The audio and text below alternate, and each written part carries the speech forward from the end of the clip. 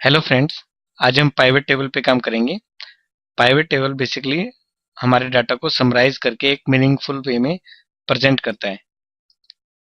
मान लीजिए हमारा एक ये डाटा है जिसको हम पाइवट टेबल के रूप में बनाना चाहते हैं। यहाँ पर कुछ सेल्समैन दिए गए हैं और यहाँ पर वो एरिया दिया गया है जहाँ पर ये ऑपरेट करते हैं। जैसे सेल्समैन जॉन दिल्ली में ऑपरेट करता है और उसका जो टर्नओवर है अप्रैल महीने का वो 10,000 रुपीज है और इसकी जो परसेंटेज सेल्स है इस महीने की वो 17% है।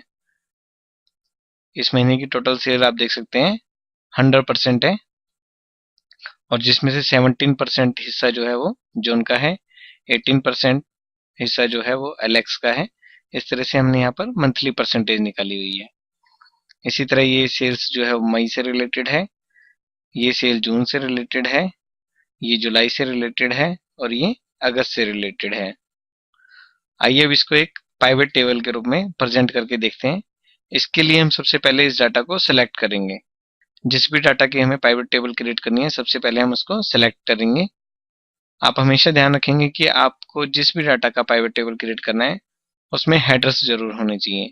जैसे हमने यहाँ पर दिया हुआ है salesman, area, sales turnover, month और percentage of total monthly sales. जब हम इस डाटा को सिलेक्ट कर लेते हैं तो हमें इंसर्ट टैब पर जाकर टेबल्स ग्रुप में इस पाइवट टेबल को क्लिक करना होता है, जिसमें आपके पास दो ऑप्शंस होती हैं, पाइवट टेबल या pivot chart. Pivot table basically इसका एक समराइज्ड फॉर्म में टेबल क्रिएट करेगा और पाइवट चार्ट टेबल की जगह एक चार्ट क्रिएट करके देगा आपको। आइए सबसे पहले टेबल सीखते हैं। हम इस पे क्लिक करते हैं पाइवट टेबल पे। जैसे ही हम इस पे क्लिक करेंगे ये हमें रेंज को सिलेक्ट करने के लिए कहेगा। हमने रेंज पहले से ही सिलेक्ट करी हुई है तो इसलिए इसको हमें चेंज करने की जरूरत नहीं है। अगर हम इसे चेंज करना चाहते हैं तो इस बटन पे हम क्लिक करेंगे तो ये हमें चेंज करने के लिए ऑप्शन दे देगा। इसके बाद है use an external data source. अगर डाटा जो है आपका वो किसी दूसरे सॉफ्टवेयर में है, मान लीजिए वो आपका MS एक्सेस में है, तो आप यहाँ से सिलेक्ट करके उस डाटा को सिलेक्ट कर सकते हैं। अब नेक्स्ट ऑप्शन ये पूछ रहा है choose where you want the pivot table report to be placed, in a new worksheet और इन एग्जिस्टिंग वर्कशीट। अगर हम न्यू वर्कशीट पे क्लिक करेंगे तो एक नई वर्कशीट क्रिएट कर देगा और अगर हम एग्जिस्टिंग वर्कशीट पे क्लिक करेंगे तो ये लोकेशन पूछेगा। फिलहाल हम न्यू वर्कशीट का ऑप्शन सेलेक्ट करके इसे ओके क्लिक करते हैं तो हमें ये इस तरह से एक फॉर्मेट क्रिएट करके दे देता है। इसमें से मान लीजिए हम एरिया वाइज अपनी सेल्स को देखना चाहते हैं तो हम यहाँ से एरिया सेलेक्ट करेंगे। तो आप देख सकते हैं इसने बॉम्बे, दिल्ली और मद्रास जो हमारी 3 सिटीज थी जिनमें हमारे सेल्समैन थे उनको यहाँ पर डाल देता है। मान लीजिए हमें इन सिटीज में अपना सेल्स टर्नओवर देखना है तो हम इस पे क्लिक करेंगे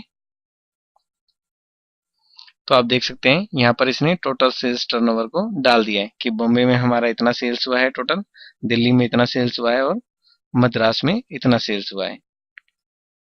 मान लीजिए हम इसके साथ मंथ भी सिलेक्ट करते हैं तो ये मंथ वाइज रिपोर्ट जो है हमें क्रिएट करके दे देता है कि हमारी जो टोटल सेल्स थी वो किस किस महीने में कितनी कितनी थी। इसी तरह आप सेल्स टर्नओवर की जगह सेल्स का परसेंटेज भी देख सकते हैं तो यहाँ पर ये उनके परसेंटेज आपको शो कर रहा है। फिलहाल ये परसेंटेज आपको डेसिमल में शो कर रहा है तो इसको चेंज करने के लिए हम होम टैब पे जाएंगे और इसका फॉर्मेट चेंज करके हम परसेंट कर देंगे तो आप देखेंगे इसने परसेंटेज में इसको क्रिएट कर दिया है। अगर हम दोनों देखना चाहते हैं तो हम दोनों चीजें भी देख सकते हैं। लाइक सेल्स टर्नओवर पे हम क्लिक करते हैं तो ये सेल्स टर्नओवर भी शो कर रहा है।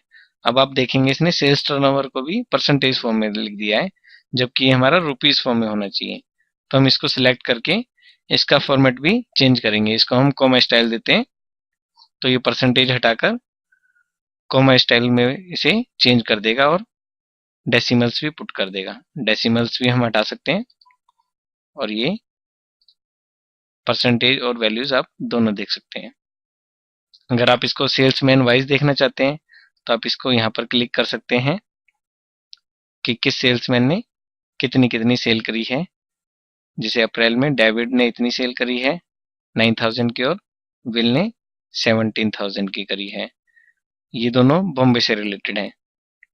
इसी तरह इसने डिवाइड करके सभी मंथ्स यहाँ पर शो कर दिए हैं। उसके बाद इसने दिल्ली एरिया को सिलेक्ट करके उनके मंथ शो कर दिए हैं। तो इस तरह से आप एक समराइज्ड फॉर्म में जैसे आप चाहते हैं उस तरह से आप अपने डाटा को प्रेजेंट कर सकते हैं बड़े अच्छे फॉर्म में। अब आप देख सकते हैं कि ये बहुत अच्छा फॉर्मेट लग रहा है हमें रिपोर्ट को प्रेजेंट करने का, और कुछ ही क्लिक से आप इस फॉर्मेट को चेंज कर सकते हैं। अब मान लीजिए हम एरिया हटा देते हैं और सेल्समैन वाइज रिपोर्ट देखना चाहते हैं, तो आप देख सकते हैं कि ये रिपोर्ट सेल्समैन वाइज आ गई है। तो ये बहुत ईजी है। यहाँ पर आप देख सकते हैं इसने 4 ये बॉक्सेस बना दिए हैं। यहाँ पर ये कॉलम लेबल्स में वैल्यूज डाल रहा है। मान लीजिए हम चाहते हैं कि सेल्समैन जो है वो कॉलम्स में आ जाए, तो हम इसको अगर यहाँ से यहाँ पर ड्रैग करेंगे तो सेल्समैन कॉलम्स में आ जाएंगे। अभी फिलहाल आप देख रहे हैं कि ये रोज में लिखे हुए हैं, एलेक्स, एंड्रयू, डेविड, जॉन, इन सबको रो में लिखा गया है डिफरेंट रोज में। अगर हम इसको कॉलम हेडिंग बनाना चाहते हैं तो हम इसको यहाँ पर भी ड्रैग कर सकते हैं, तो ये कॉलम में इनको पुट कर देगा। जैसे आप देख सकते हैं एलेक्स ने इतनी सेल करी, एंड्रयू ने इतनी परसेंटेज सेल करी, और डेविड ने इतनी परसेंटेज सेल करी। इसी तरह इनके रुपीस फॉर्मेट भी ये यहाँ पर पुट कर देता है। उसी तरह से हम फॉर्मेट चेंज कर देंगे इसका, और आप देख सकते हैं अब इसने जो हमारे सेल्समैन थे उनको रो की जगह कॉलम्स में पुट कर दिया है। इस तरह से आप इनको ड्रैग करके दूसरे कॉलम्स में ले जा सकते हैं, और जिस भी फॉर्मेट में आपको चाहिए उस तरह से आपका डाटा ये समराइज करके शो करेगा। अब मैंने मंथ को कॉलम लेबल बना दिया है। अब आप देखेंगे ये जो कॉलम लेबल्स हैं मंथ हो गए हैं, और जो हमारे रो लेबल्स हैं वो सेल्समैन हो गए हैं। इस तरह से आप ड्रैग करके एक दूसरी जगह पे जो है ले जा सकते हैं। अगर आप यहाँ पर देखेंगे तो यहाँ पर वैल्यू फील्ड सेटिंग भी है। अगर हम इस ड्रॉप डाउन को क्लिक करते हैं तो ये एक मेन्यू ओपन होता है जिसमें से आप फील्ड सेटिंग्स भी चेंज कर सकते हैं। जैसे यहाँ पर हमने देखा है इसने सम करके लिखा है। अगर आप काउंट करके लिखना चाहते हैं, एवरेज करके लिखना चाहते हैं, मैक्सिमम देखना चाहते हैं, मिनिमम देखना चाहते हैं, तो आप उसको सिलेक्ट कर सकते हैं। तो ये उस हिसाब से आपका डाटा जो है शो करेगा। जब हम पाइवट टेबल क्रिएट करते हैं तो एक पाइवट टेबल टूल्स के नाम से टैब क्रिएट हो जाता है, जिसके अंदर 2 सब टैब्स होते हैं। एक होता है ऑप्शंस और एक होता है डिजाइन। ऑप्शंस में जैसे आप इसमें फॉर्मेटिंग कर सकते हैं, जैसे टेबल का आप नाम दे सकते हैं, यहाँ एक्टिव फील्ड लिखा गया है। यहाँ पर आप फील्ड सेटिंग्स में जैसे सब टोटल्स लिए हैं हमने, इसकी जगह काउंट, एवरेज, मैक्सिमम, मिनिमम कुछ करना है तो वो कर सकते हैं। इसी तरह आप ग्रुप कर सकते हैं, सिलेक्शन को अनग्रुप कर सकते हैं। मान लीजिए हम अपने डाटा पे ग्रुप अप्लाई करना चाहते हैं,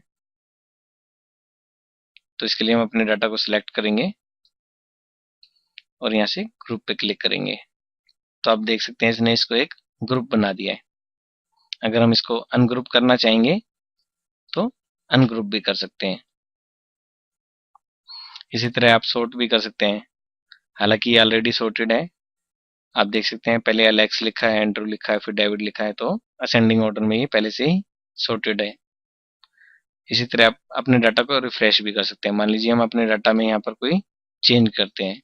मान लीजिए मैं इसको 10,000 की जगह 12,000 करता हूँ, तो यहाँ परसेंटेज जो है वो चेंज हो जाती है और यहाँ वैल्यूज भी चेंज हो जाती है।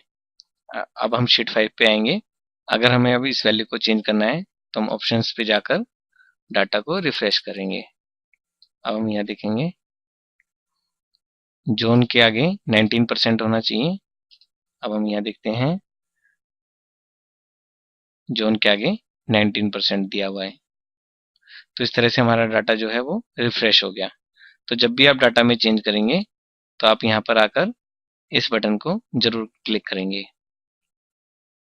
इसी तरह अगर आपको अपना डाटा सोर्स ही चेंज करना है, मान लीजिए आपकी लिस्ट यहाँ की जगह किसी और जगह है या और किसी फाइल में है, तो आप यहाँ से चेंज डाटा सोर्स पे क्लिक करके वो सोर्स जो है वो सिलेक्ट कर सकते हैं। Thank you very much.